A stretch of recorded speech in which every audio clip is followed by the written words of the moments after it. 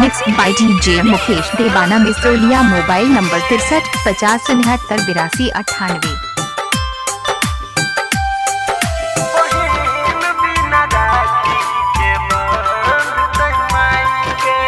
Mix by Balaji studio Delhi. अखिया में लार भरल सुना छै कलाई गे, बहिन बिना राखी के बांध तै माई गे, बहिन बिना राखी के बांध तै माई गे।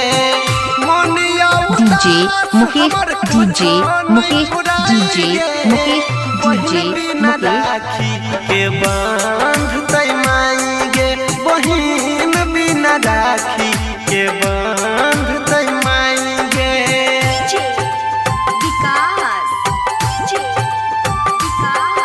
बहिन बिना राखी के बांध तै माई गे।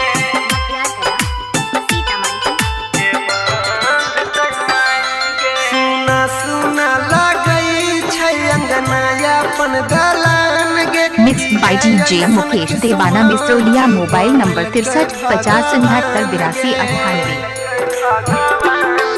सुना सुना लगई छै अंगनाया अपन दलान गे, किया ऐसन किस्मत बनल कै भगवान गे। हे माथा पटिका के देतै सुन लगाई गे, बहिन बिना राखी के बांध तै माई गे, बहिन बिना राखी के बांध तै माई गे।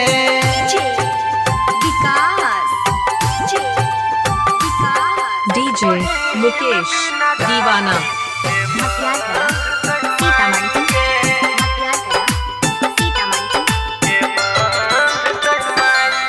राखी के डोर नहीं तो कमजोर रही जाइते, भैया भैया कही के हमरा के बोलाइते,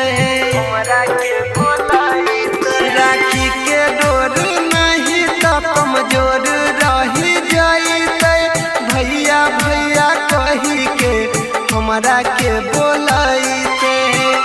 सोनिया नील कोन करतै उपाय गे, बहिन बिना राखी के बांध तै माई गे, बहिन बिना राखी। Mixed by DJ Mukesh Deewana Misroliya. Mobile number 63 50 69 82 98।